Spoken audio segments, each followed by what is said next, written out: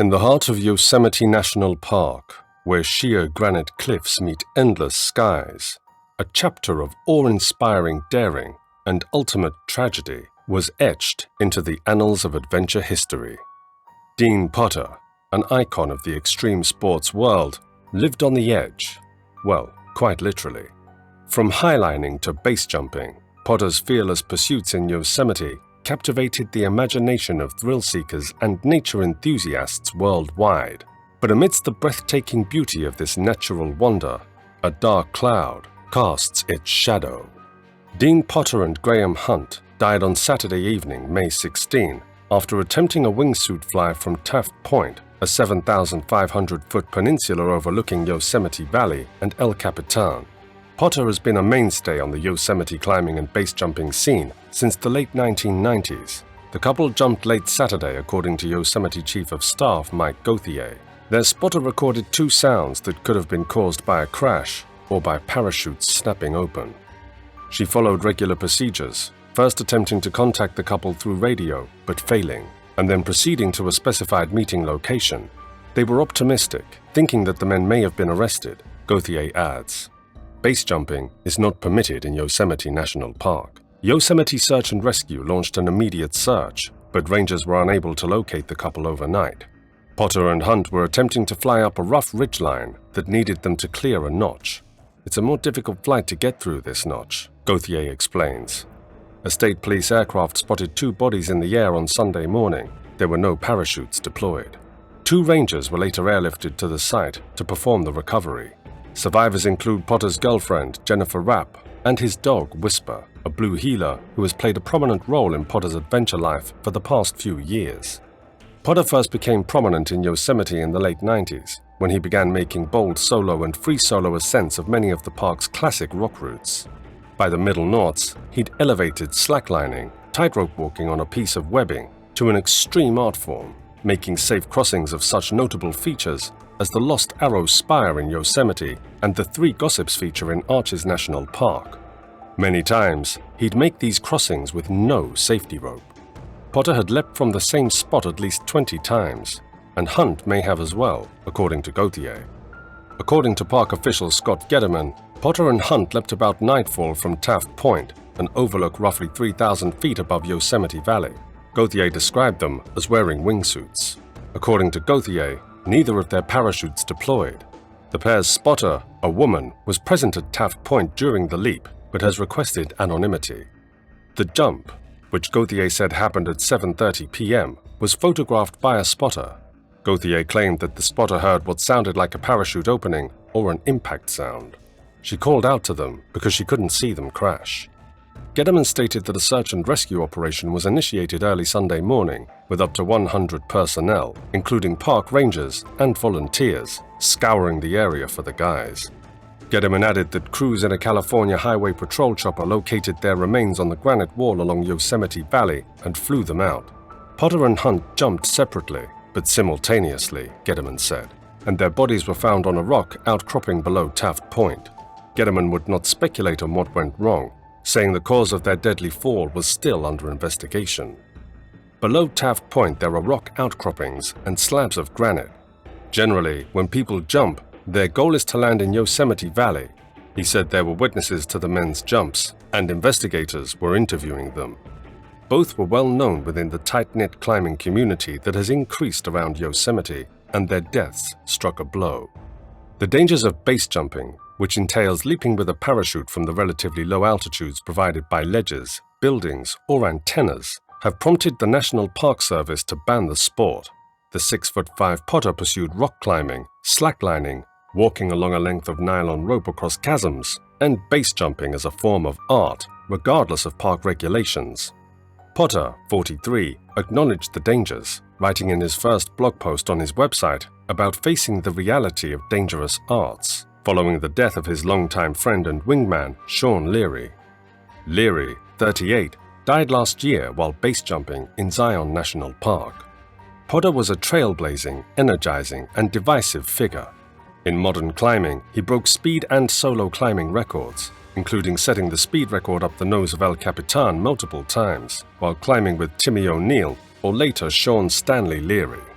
In 2001, he and O'Neill became the first climbers to connect Yosemite's three most famous walls, Half Dome, Mount Watkins, and El Capitan, in a single day.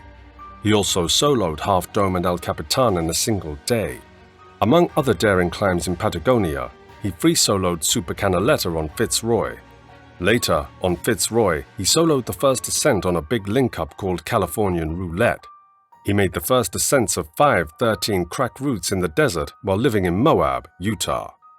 Potter was known for pushing the limits of climbing by ascending some of the world's most difficult walls and cliffs, using only his bare hands and no ropes. He took highlining to new heights, walking over a rope hung between towering rock formations while wearing a parachute for their safety in the event of a crash. After the premiere of the adventure film Valley Uprising in November, sports nutrition brand Cliff Bar ended its decade-long sponsorship of Potter and 4 other athletes seen base jumping and free soloing. Cliff stated that the athletes' level of danger made the firm uneasy. The energy bar manufacturer reduced financial assistance for the athletes while continuing to promote the video. Potter justified the ascent as an effort to encourage people to get out of their cars and experience the wild with all of their senses. Cliff Bar also dropped sponsorship of Potter and 4 other elite climbers last year, citing dangers that made the firm too uncomfortable to maintain financial support. Potter, on the other hand, maintained other sponsors while combining his love of climbing and flying with base jumping, focusing on wingsuit flying. He also carried Whisper, his small Australian cattle dog, on his back for part of the jumps, which drew criticism from animal rights activists.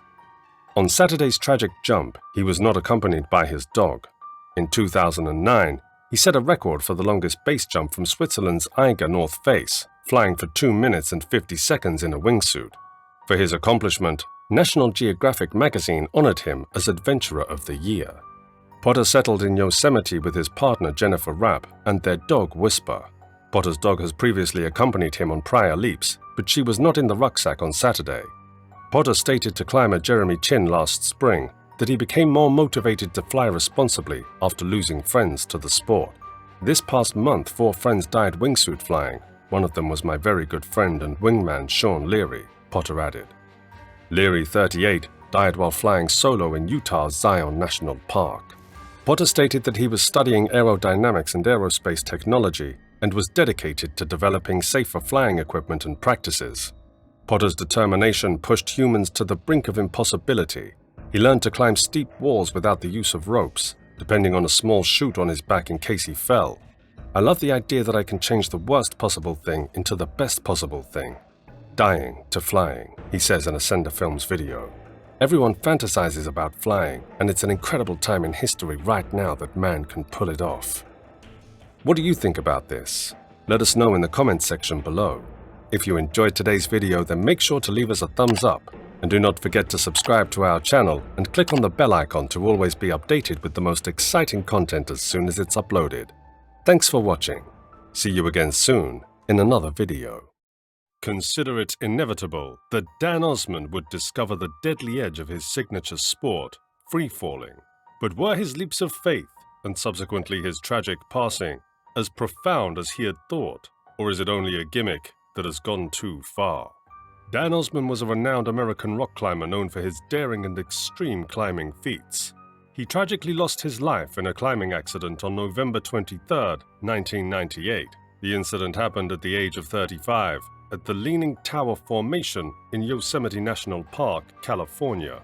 A team of experienced climbers, highliners, and riggers pulled off a stunt for the ages last week when 5 of them rope jumped from the top of Leaning Tower in Yosemite National Park to replicate the final leap of extreme sports legend Dan Osman, who died trying to do the same feat 23 years ago. Led by highliner Ryan Jenks, 37, of Lodi, who produces extreme sports videos and other content for his website hownot2.com. The group set out to pay tribute to Osman and revive his memory, to rekindle the stoked fire Dan Osman put into us, Jenks said this week in a phone interview. Osman, a prolific free solo ropeless climber and world record-breaking rope jumper based near Lake Tahoe, died at age 35 on November 23, 1998, attempting to break his own record on a 1,100-foot jump from Leaning Tower. The late daredevil, widely known as Dano, made a name for himself in extreme sports for more than a decade, surviving multiple unroped solo speed climbs, doing various record-setting rope jumps from cliffs and bridges, and appearing in the popular Masters of Stone video series. All his crazy stunts inspired me as a young climber, Jenks said. I don't freeze solo, but I found rope jumping fascinating. I repeated his famous rope jump on the rostrum in Yosemite in fall 2017, and 4 years later, I had to teach myself how to do this. Some in the climbing community considered Osmond and his exploits reckless and insane. Regardless of the risks and their inspiration's mixed reputation, Jenks and his team set out this autumn to celebrate Osmond's daring and vision at Leaning Tower by surviving it. Due to the snow, the exit roads from Squaw Valley have been closed. They had intended to go the 5 hours south to witness their friend do the longest, riskiest dive he had ever tried because they really wanted to be there. They were both seasoned jumpers. Fritsch ran a bungee jumping business, whereas Gambale was a high diving parachutist who had done hundreds of jumps from bridges, buildings, cliffs, antennae, and other tall places with landing zones. However, Osmond's upcoming autumn was neither a base nor a bungee jump. A climbing rope had been rigged to restrain Dano, as they nicknamed him, as he prepared to jump off the Leaning Tower, a granite pillar, and fall 1,100 feet, 150 feet above a boulder field at the bottom of the cliff. Not surprisingly, Yosemite officials viewed Osmond's actions with suspicion. Although Osmond was not breaking any laws, base jumping had been banned in the park years earlier. The rangers were plainly concerned about adding him to the extensive list of potential casualties for search and rescue operations. They were especially irate because several of Osmond's jumps had been documented for print advertisements, adventure videos, and commercials. They saw Osmond's performance for the cameras as a free pass for any kid high on adrenaline with a climbing rope. He set up anchors and cables on the rocks of the Leaning Tower with the assistance of many friends. The apparatus was a 1,200-foot Tyrolean traverse, or tightrope, strung between the tower and the Fifi buttress, a more compact outcrop. In order for him to fall away from the rocks, the jump line was secured close to the tower side of the traverse. Over the course of a week, Osmond performed jumps of 750, 800, 850, and 900 feet, after starting with a jump of 600 feet. 2 days later, as he arrived back in the valley, park rangers confronted him and took him into custody. His arrest had nothing to do with his jumps. Instead, he was accused of a variety of Danny I Forgot offenses, including driving while suspended, a federal misdemeanor because he was in a national park, failing to register for probation, a state felony, and unpaid traffic tickets. These offenses multiplied and degenerated as a result of his persistent neglect of the nagging details of daily life. For the majority of the 14 days he was detained at the Yosemite jail, where he was the only inmate, friends and family raised money and put up collateral to post the $1,500 federal and $21,000 state bonds. On the afternoon of the 23rd, at 4:15, Daisha leaped and used a rope he had strapped to his waist to lower himself to the earth. At around 5:30, he went back to the tower and discovered Osmond rushing to reset the equipment in order to make his big jump before it got too dark. I had a feeling about it, admits Daisha. He had to jump over the retrieval line since he was approaching the jump from a different angle than we usually do, and it was already becoming dark by the time he did so. Additionally, he had extended the rope by 75 feet, which was roughly 3 times what he typically did between jumps. He was therefore leaping on 1,000 feet of Q, which means that when he stopped, he would only have been 150 feet above the earth. I had a lot of doubts. I continued saying, "I don't think so, Dano. I don't like this." He informed them, "This is it. I'm going big." He placed the phone on his chest in a case and started the countdown. Then he halted. He questioned Daisha, who was squatting on the rock and prepared to throw a coil of the jump line as soon as Osmond jumped off the cliff. "You got the spot?"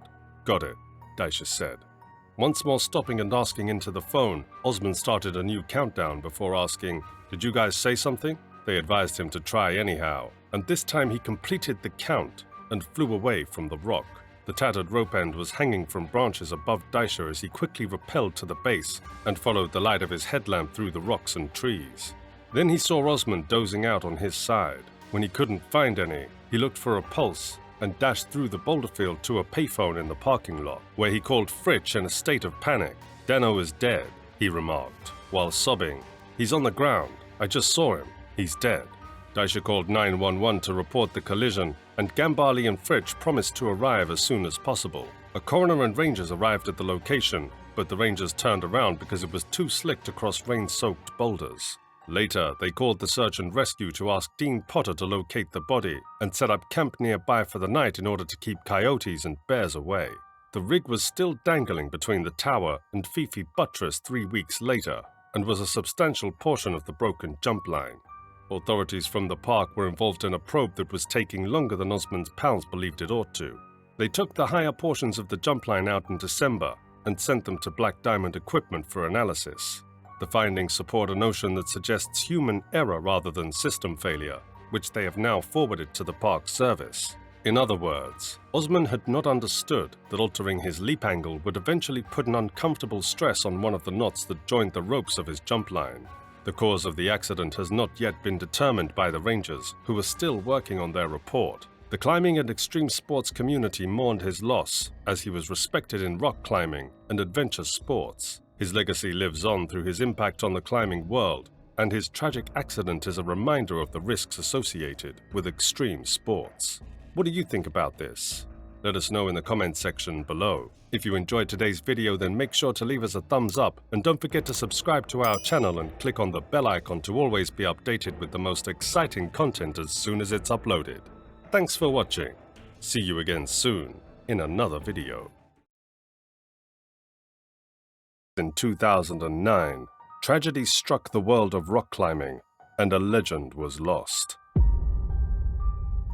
John Bakker, a name with daring ascents and unparalleled free soloing, met an untimely and fateful end in an accident that sent shockwaves through the climbing community.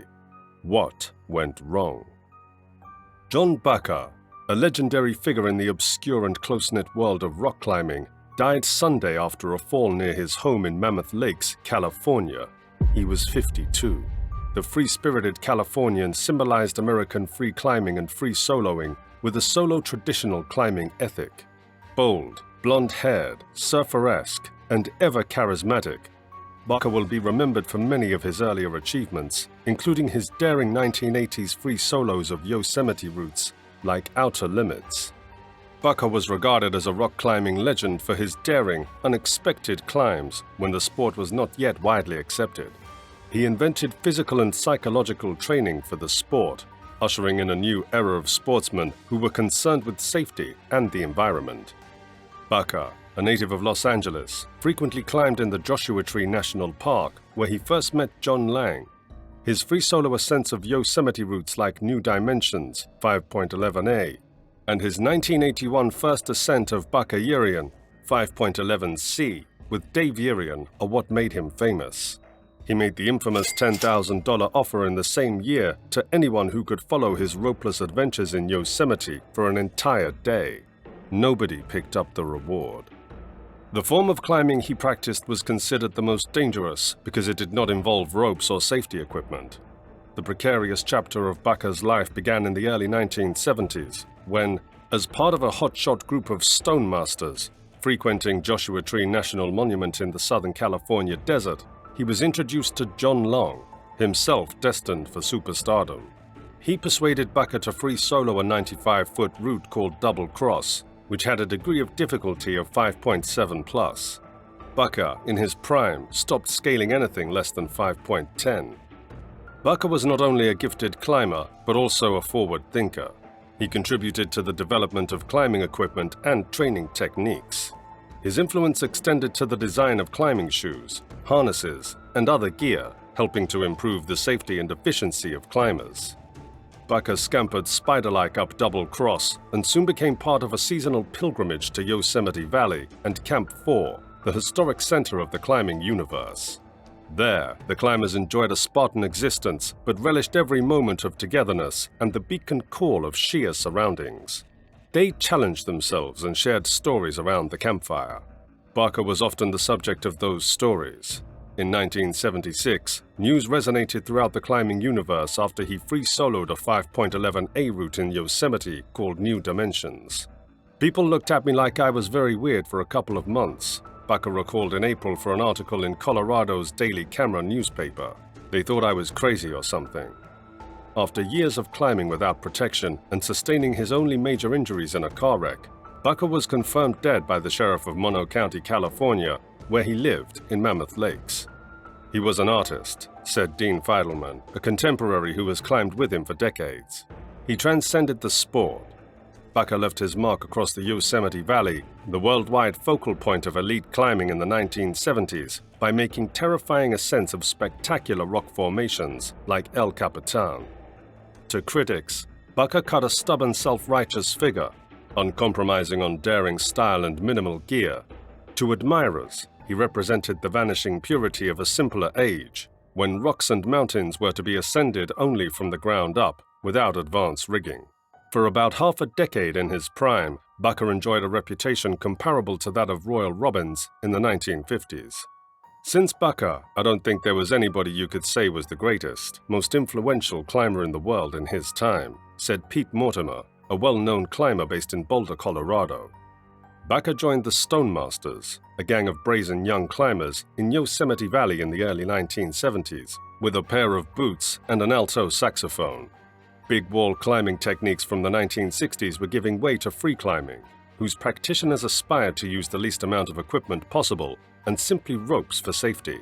That level of self-reliance was taken to dangerous extremes by Bucker. If ever a stonemaster carried the name on his sleeve, and he scribbled it on his boots as well, it was John Bucker, Grand Templar of the entire movement, wrote John Long, a founder of the group, in an online history. Bucker once spent an entire season climbing without using a rope.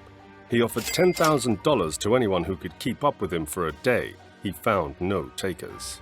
His exploits soon gained him notice in the American Alpine Journal, where one diarist wrote that his extraordinary free climbing talent, coupled with an awesome physique, polished by the mental discipline of years of experience, placed him at a level few attain.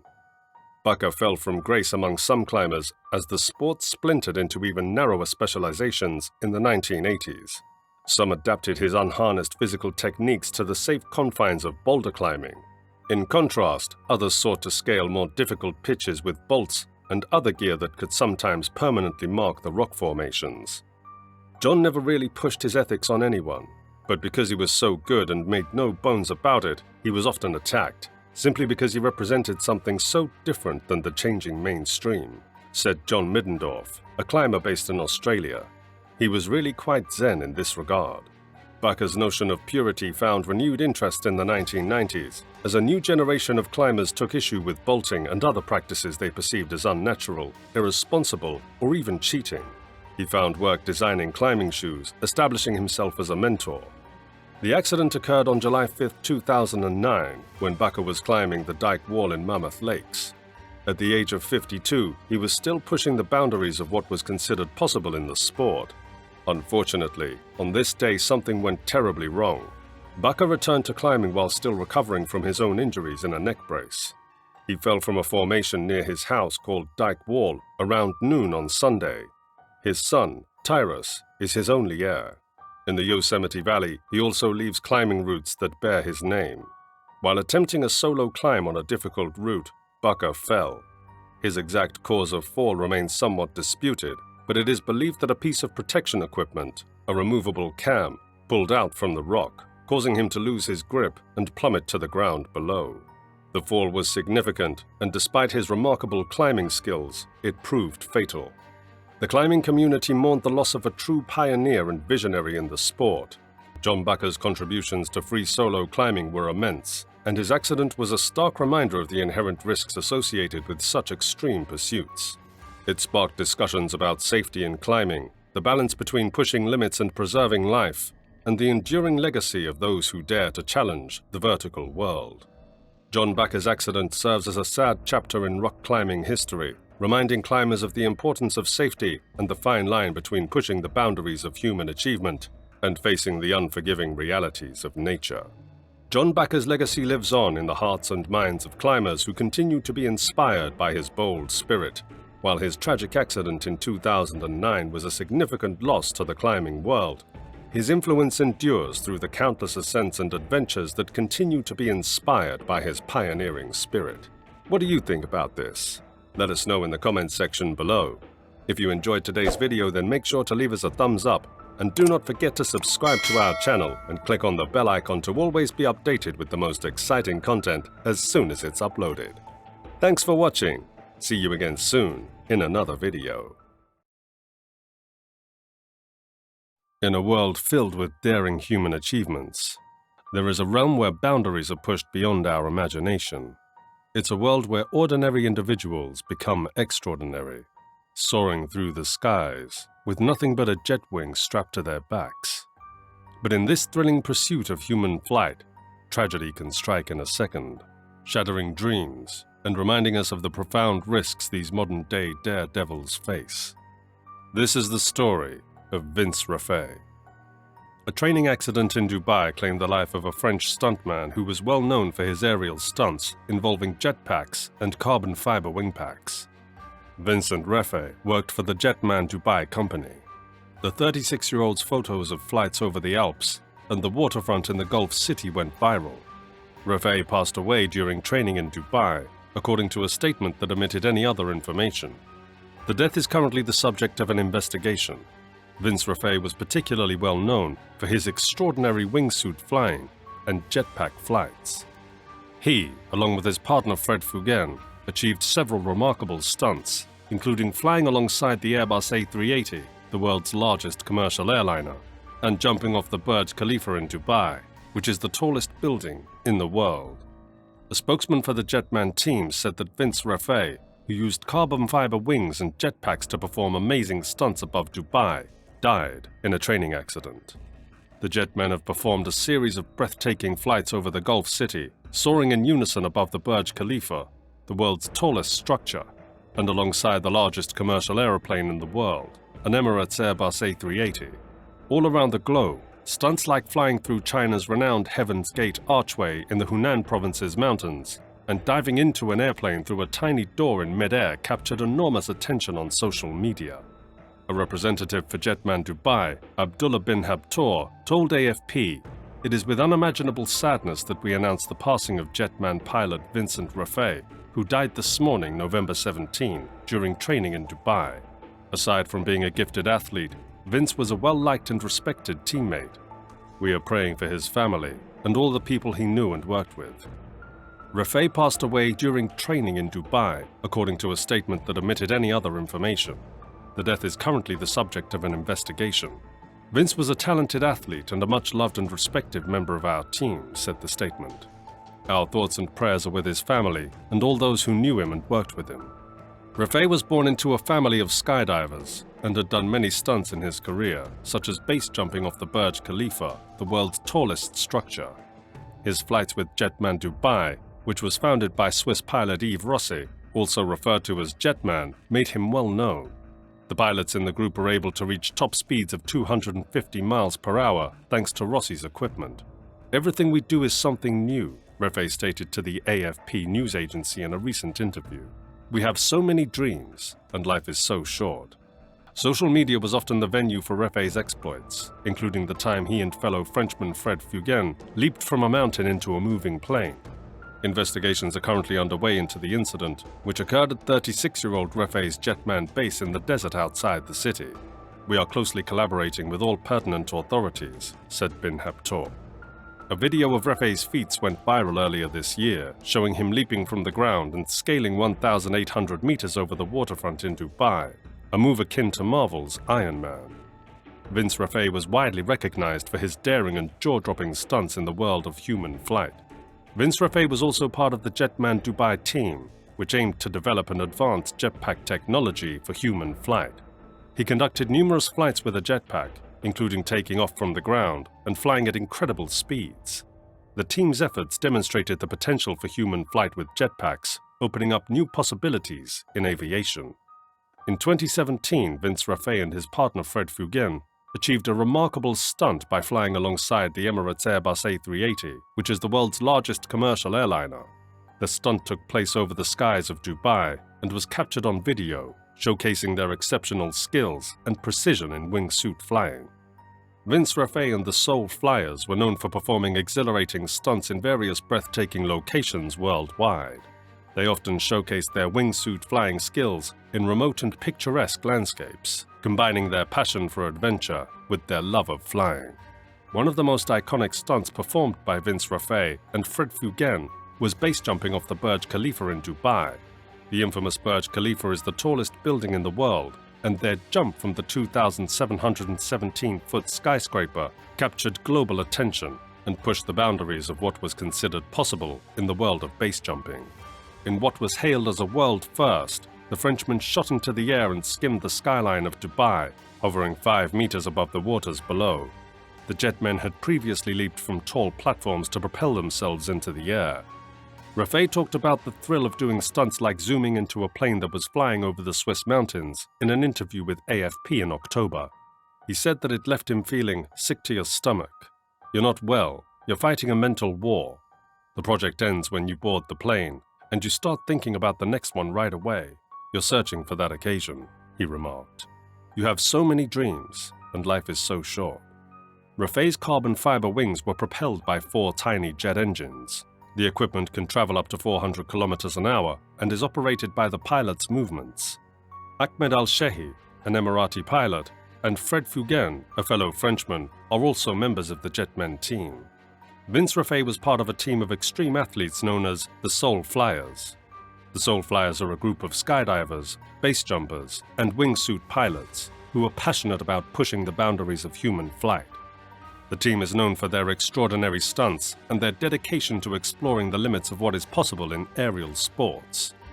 The Soul Flyers are known for their innovative approach to human flight. They have collaborated with engineers and designers to create cutting-edge wingsuits and jetpack technology, pushing the boundaries of what is possible in the world of aerial sports. The team's primary goal is to promote and celebrate human flight.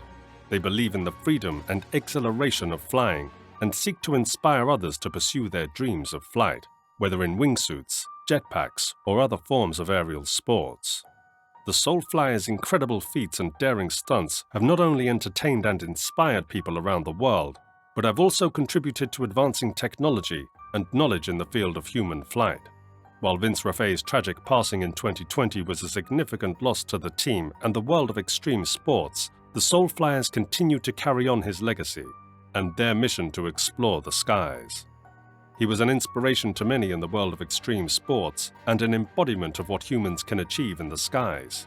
His legacy continues to influence and inspire those who share his passion for pushing the limits of human flight. What do you think about this? Let us know in the comments section below. If you enjoyed today's video, then make sure to leave us a thumbs up and do not forget to subscribe to our channel and click on the bell icon to always be updated with the most exciting content as soon as it's uploaded. Thanks for watching. See you again soon in another video. El Capitan was born of fire. Ancestral North America collided with a nearby tectonic plate under the Pacific Ocean approximately 220 million years ago, forming the 3,000-foot-tall granite cliff that rises from the modern-day Yosemite Valley in central California. It's one of the most recognizable aspects of Yosemite, and among mountaineers, one of the most well-known ascents worldwide. But there was a tragic accident recently where 3 solo climbers died at Yosemite's El Capitan. On September 28, an experienced Korean climbing guide reportedly passed away in Yosemite after rappelling off the end of his rope while descending from Sickle Ledge on the iconic El Cap route, the Nose. According to the National Park Service, 2 men ascending Yosemite National Park's El Capitan granite rock wall perished on Saturday morning. According to the agency, Tim Klein, 42 of Palmdale, California, and Jason Wells, 46 of Boulder, Colorado, fell off the free blast climbing route and were not injured. At 8:15 on Saturday morning, park rangers and search and rescue personnel responded to calls. It was said that both were very skilled climbers. Multiple Reddit and Mountain Project individuals claimed to have witnessed the accident. One female hiker wrote, "He landed about 5 feet from me. My clothes, sneakers, and gear were all sprayed with the debris from his impact. It was horrendous." One climber who witnessed the fall and impact reported, "I was lucky enough to be shielded by some bushes just a few feet away from where he landed and didn't have to see the result. My friend jumped towards it to try and help and retreated screaming, so I focused my attention on her. I read about accidents like this many times. I've been climbing for 25 years, but I never imagined the violence of it. The speed, like a bullet. The sound. The men were simul climbing, where both climbers climbed at the same time. Although ropes are used in this technique, falling is still incredibly dangerous, as there is no fixed anchor to take the force of the fall. When climber Alex Honnold accomplished a free solo, ascending El Capitan's peak without the use of safety gear, in less than 4 hours nearly a year ago, the world took notice. Large portions of El Capitan are basically like walking on a sheet of glass, according to Honnold in 2016, who also described the rock's free blast section as like a 10-pitch slab. The incident remains under investigation at this time. Yosemite National Park spokesperson Scott Getterman said in an emailed statement to SF Gate. The park has not identified the deceased or released any details on where and when the climber fell. An estimated 2.5 million climbing deaths occur on average in the park, according to an analysis of climbing deaths and injuries in Yosemite conducted by Search and Rescue Ranger John Dill and presented in the paper Staying Alive. Looking at climbing data from between 1970 and 1990, Dill found that 51 climbers had died in that period. At least a dozen more would have died if it had not been for the quick response from medical and rescue teams, according to the analysis as noted on the NPS website. Not surprisingly, most injuries happened during the leader falls and involved feet, ankles, or lower legs. And for many, these are the accepted risks of climbing, sources state. 2 climbers died on El Capitan in 2018, according to previous reporting by SF Gate. The instructor was killed while rappelling from Sickle Ledge on the nose, one of the most famous routes on Yosemite National Park's iconic rock face. That's according to Tom Evans, a lifetime photographer and chronicler of climbing on El Capitan. He had several of his students with him on the route when he went down to fix the lines on the deck and went off the end of his rope. Evans wrote for El Cap Report on September 29. Ours is a close-knit climbing community here in Yosemite, and we all mourn his loss and send condolences to his friends and family in this difficult time. Representatives for Yosemite National Park didn't immediately respond to a request for more information. Several hikers and climbers have been injured or died over the past few years after falling from the 7,500-foot rock formation in Yosemite National Park. Just last month, a U.S. Air Force flight instructor rescued a hiker who fell 80 feet from Half Dome in Yosemite during a heavy wind. At 8:15 on Saturday morning, park rangers and search and rescue personnel responded to calls. One of the lower portions of the 3,000-foot granite wall is the free blast route. The 2 men were reportedly roped together when they fell 1,000 feet, according to sources. According to a friend, Wayne Willoughby, Tim told me that Jason was the strongest and the best partner he had ever climbed with. The website, which misspelled Tim's last name as client, said. Rangers are still looking into what caused the mishap, according to the website. The 2 started climbing regularly together while attending college in San Diego, and they had climbed El Capitan several times together. Climbers who take on the adventure of scaling El Capitan follow important safety tips to stay safe. Firstly, they plan a lot before the climb. This includes studying the route, checking the weather, and understanding their challenges on El Capitan. They learn skills like anchoring, belaying, and rappelling. They also get trained in rescue techniques in case something goes wrong. Wearing the right gear is crucial. Climbers wear helmets to protect against falling rocks, harnesses to attach to ropes, and good shoes for grip and support. Climbers use dynamic ropes that absorb the energy of a fall. They make sure their rope systems are strong and have backups in case something breaks. Anchors are important too. Climbers carefully place the test anchors to make sure they can hold them if they fall. Climbers check forecasts and watch for any changes. If the weather gets bad, they might stop and go back down. Climbers always assess the risks. They think about the quality of the rock, how hard the route is, and how they feel physically and mentally. This helps them make smart decisions during the climb. Climbing with experienced partners is common. Climbing in pairs or small groups mean they can help each other and make decisions together. Leaving no trace is important. Climbers follow this rule to respect nature and keep El Capitan and its surroundings beautiful. Knowing how to rescue themselves is a skill climbers have. They learn what to do if they get stuck or need to retrieve gear without outside help. The American Alpine Club's annual Accidents in North American Climbing report indicates that approximately 30% of all climbing accidents occur while descending.